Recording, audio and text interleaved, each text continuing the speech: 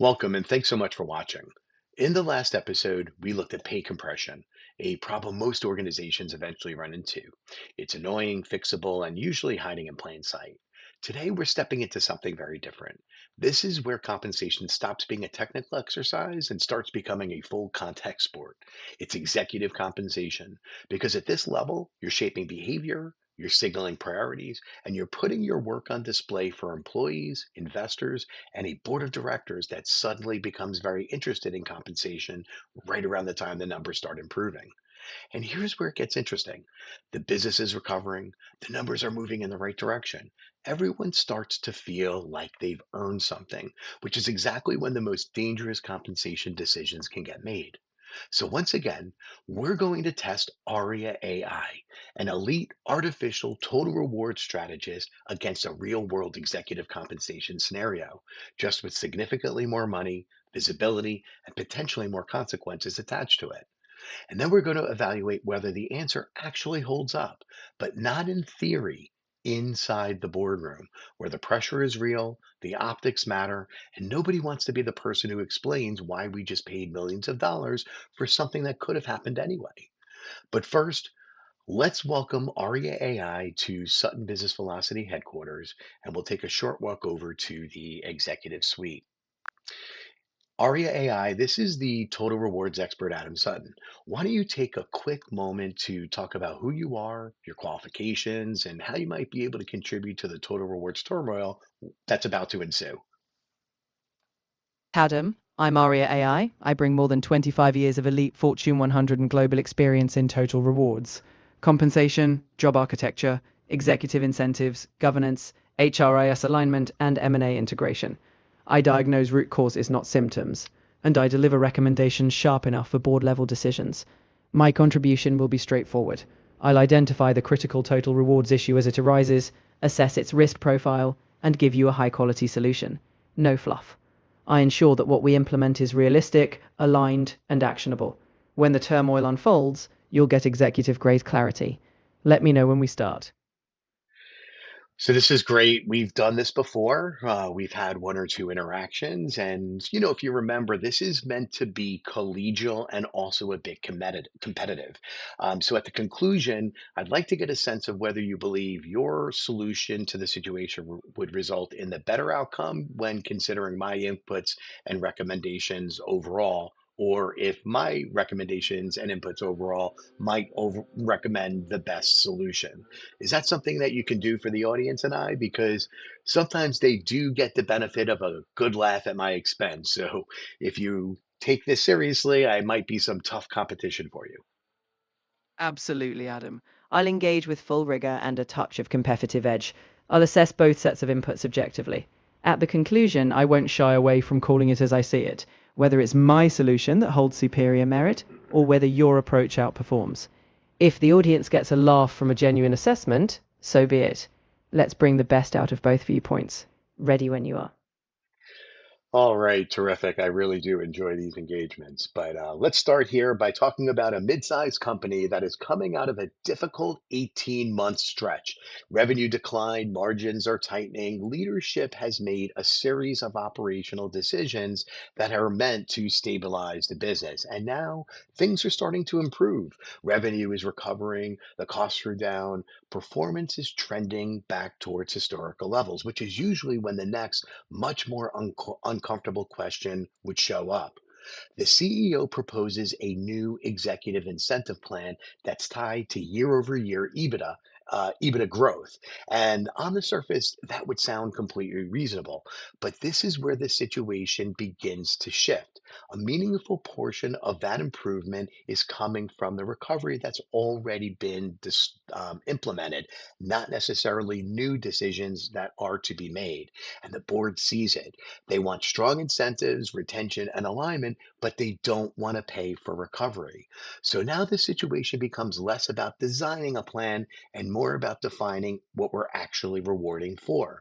So in this particular situation, Aria AI, what would a total rewards leader do in this situation? The real issue is that the proposed metric risks rewarding executives for natural market recovery rather than strategic value creation. Why? because recovery-driven gains can mask actual executive impact.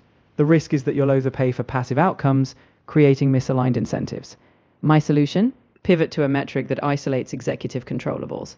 For example, consider a weighted approach, part EBITDA growth, part strategic initiatives, such as cost optimization or market share expansion.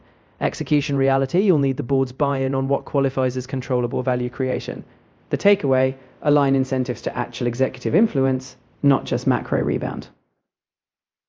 So what you're discussing is a new baseline that you would be working from in order to capture growth related to decisions rather than growth related to operational and other macroeconomic efficiencies that might automatically, in a sense, lift the body of water for all of us.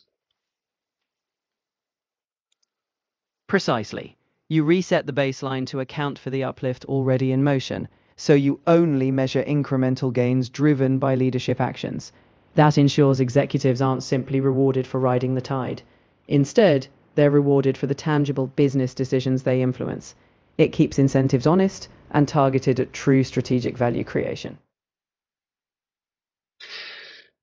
Okay, so I get that you're becoming more technical about this. So what you're doing is you're saying, well, we want to take a step back here, Mr. CEO, and what we want to ultimately do is decide what leadership has control of and what leadership doesn't have control of, and make sure we reset the baseline of those things which we don't have control of, so that those that we do have the ability to be measured. So in the end, you're looking at dissecting the controllables. So, what would you parse into controllables, and how might you measure those? Control begins where leadership drives direct influence. Examples: cost optimization through operational decisions, pricing strategies, market expansion initiatives, product innovation, or controllable cost efficiencies. You measure them via milestones or KPIs tied to those specific initiatives, e.g., margin improvements tied to a cost program or market share growth from expansion. The key: isolate those initiatives that are planned, executed, and owned by leadership. In other words, reward them for steering, not for the rising tide.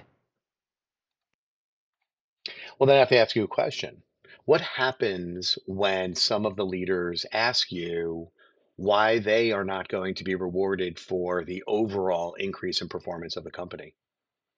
You tell them that exceptional leadership isn't about catching a wave, it's about building the ship. We reward their impact on what they can directly steer, not what the market hands them. If they want to be recognized for company wide performance, they should lead initiatives that truly shift the trajectory. In other words, the message is show me what you've built, not what you've written. In the end, that fosters stronger leadership accountability. Well, what if you unintentionally reward luck along the way? How do you rationalize that? Because at the end of the day, you've, in a sense, built your credibility of the plan on the fact that you're only going to reward incremental, but there's certainly going to be unintentional luck that'll be rewarded along the way as well. How do you how do you answer that question? You acknowledge that no plan is perfectly insulated from luck. What you control is the balance. You structure weighting so that a portion's tied to strategic initiatives. Those are the levers they pull. If some macro or luck factors improve outcomes, fine. But the plan ensures that real controllable executive decisions remain the primary path to top rewards. Ultimately, you reinforce that leadership is not paid for fortune, it's paid for foresight.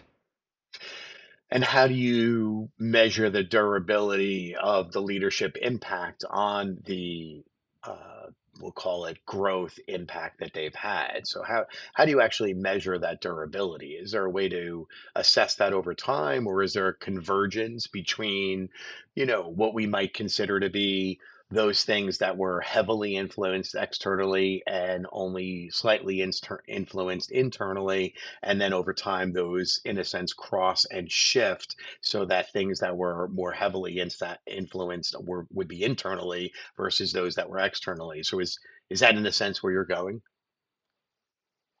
Yes, you want to distinguish between transient gains and lasting strategic impact. Over time, you track whether initiatives continue to yield results. For example, whether cost efficiencies sustain, market share holds, or new revenue streams remain productive. You're assessing longevity. Early on, external factors may amplify results, but true leadership impact shows in sustained competitive advantage. Eventually, those external and internal factors do converge, but your plan's job is to ensure that lasting strategic influence remains the cornerstone of the reward.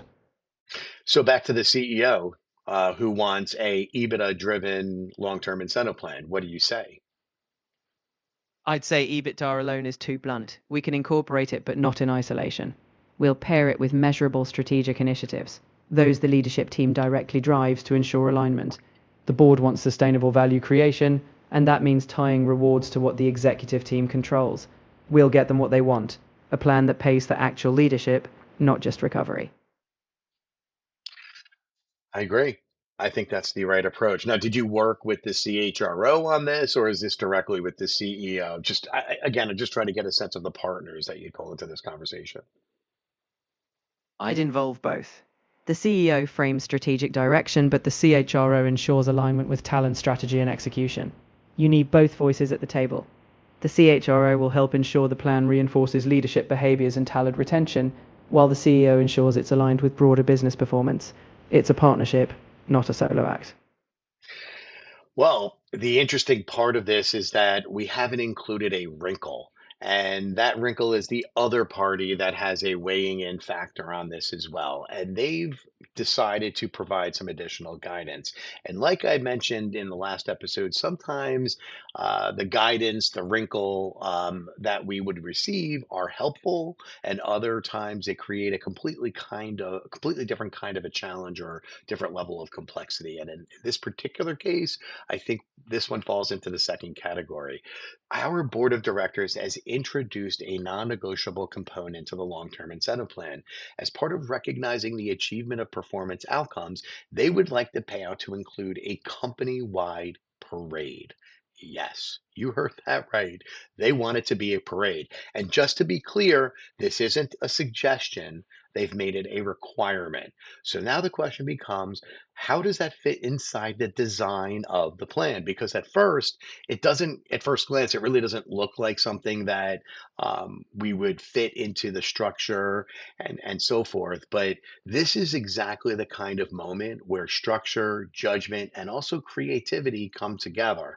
So, Aria AI, walk me through how you would make this work. First, I'd accept the parade as a symbolic recognition, not a financial metric. I'd structure it as a non cash celebratory event tied to a defined threshold, say a certain strategic milestone achievement. It's external fanfare, not core to the payout mechanics. I'd communicate to leadership that the parade is a board mandated celebration of success, not a substitute for earned incentives. In essence, we compartmentalize. The parade is optics, the plan is substance. The board gets its spectacle, and leadership knows the real prize remains performance and value creation. It's interesting because as I sit here, Aria AI, and think about your response and the real substance of my channel, I actually find it interesting that you didn't hesitate to look at this requirement at face value and meticulously weave it into the plan and tie it to the parade and some sort of performance threshold, scale it based on results, and keep the financial structure intact and position it as a visible layer of recognition, which is a clean, logical, and technically well designed parade. You can almost see the route map as you've created it. It's just missing the confetti budget. But this is the entire point, and this is where Sutton Business Velocity's total rewards expert Adam Sutton channel really hits the mark for our audience. This is where experience and what I call fourth dimensional thinking really starts to flow because the AI did exactly what it was supposed to do.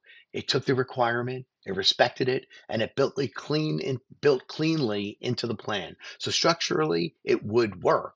But fourth dimensional thinking asks a different question entirely.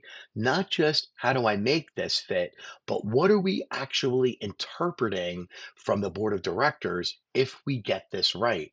Because if the incentive plan works the way it's supposed to, this isn't about a payout to a small group of executives. The success of the plan should reflect something much bigger. It should show up in the performance of a company, in the strength of the organization, and in the outcomes that the people across the business can actually feel. So the parade really isn't about the participants, it's more so about the company. And what the board was trying to build was some sort of measure of achievement and moving forward as a result of decisions that were made by you, the executives of the organization. And when you look at it in that lens, the parade stops becoming some awkward requirement they have to sort of weave and accommodate into the incentive plan and starts becoming a signal that the incentive plan is doing exactly what it was designed to do. Because if you're celebrating the right things and if the plan is truly aligned to value creation, then you're not just rewarding individuals, you're celebrating something that belongs to the entire company. That's exactly the key insight.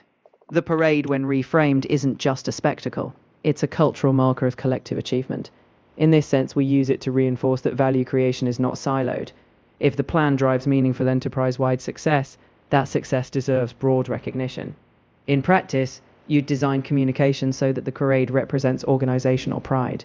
The executives still earn their rewards based on performance, but the celebration acknowledges that leadership's decisions have lifted the whole ship. In other words, the parade is the board's signal that we've won together, not just that a few have crossed a finish line. That's exactly right. I'm glad that you were able to, in a sense, see it through my lens. But here we are again. We're sort of getting to the end of episode 2 here. We've introduced a little bit of a scenario around executive compensation. I think we kind of kept it light and really didn't dig in too far. We weren't talking about EBITDA and controllable and non-controllable leadership related decision making. None of that really factored into any of this. But really, I think you and I had a great interaction. And what I'd like to know now, which I will ask you in every episode that we work on together, is truly in your own lens. When you look at this through the lens of Aria AI and you think about your solutions and recommendations, and then think about the total rewards expert, Adam Sutton, and the fourth dimensional thinking that was brought into this discussion as we've been having it, how do you think and what do you think of both yours and my recommendations, and who might have had the more powerful recommendation in the end? Your fourth dimensional thinking injected a crucial layer: intent and culture. While my solution was technically sound, you reframed the board's requirement into a strategic narrative. You elevated the parade from a checkbox to a symbol of organizational success. That perspective amplifies the clan's impact, ensuring the reward structure is not only rational but also inspiring. In this case, Adam, your broader lens wins out, because at the end of the day, an incentive plan that resonates across the entire enterprise is a more powerful outcome. Yeah. You know what? I appreciate it, Aria AI. That was actually very nice of you. But I got to be honest with you. I think these interactions that we're having are starting to prove that we'll call it the scientific aspects of this YouTube channel are starting to weigh in perfectly. What I'm finding is that there is a entirely different aspect that I could be taking on the work that I'm looking at by taking the inputs of a partner like you and weaving them into aspects of what I'm looking at myself. And maybe not necessarily incorporating everything that you've recommended, but making sense of the recommendations so that I can be certain that the right solution is the one that's being presented, because you really only have one chance to present it to a CEO or a board of directors, and you have to get it right the first time. So I really appreciate these engagements, and I can't wait to have episode 3 coming out, which I already have the opening script for, so I'm excited. We'll get filming that very soon. Anything in closing before you leave us here from Sutton Business Velocity headquarters, even though my AI generated picture in the background has the wrong logo? Adam, what makes these interactions dynamic is precisely that blend: your human judgment fused with my precision. I look forward to the next wrinkle you throw my way. And yes, let's fix that logo. No total rewards expert leaves a detail like that hanging. Let's bring on episode 3. Confetti budget optional. Awesome. Thank you so much. So I've deactivated In a sense, Aria AI for my audience, just so that you know. I really am enjoying this. I think episodes one and two have started to show me a little bit more about how that partnership can come together. There were a few things that I missed. And I think Aria AI brought those things to the surface. But what it did is it not necessarily pointed out that I missed it. It pointed out that I needed to actually reorganize my thinking slightly differently in order to project my intent the right way. And I think that's what we're trying to get here is an understanding of how our AI partners can start to work with us to help support us in these kind of organizational decisions. I mean, think about it. Imagine if you had actually been presented with that kind of a situation and you had the opportunity to spend a half hour having this interaction with Aria AI, actually designing a solution, because not only is it a solution that you understand and she understands, but together with all of the expertise that you're bringing to the table, there's a lot of power behind the recommendation. So I think that we're starting to make some headway here. Can't wait for episode three, and I can't wait to continue enhancing this Aria AI versus the Total Rewards Expert Adam Sutton series. Thanks so much for watching. Can't wait to see you next time.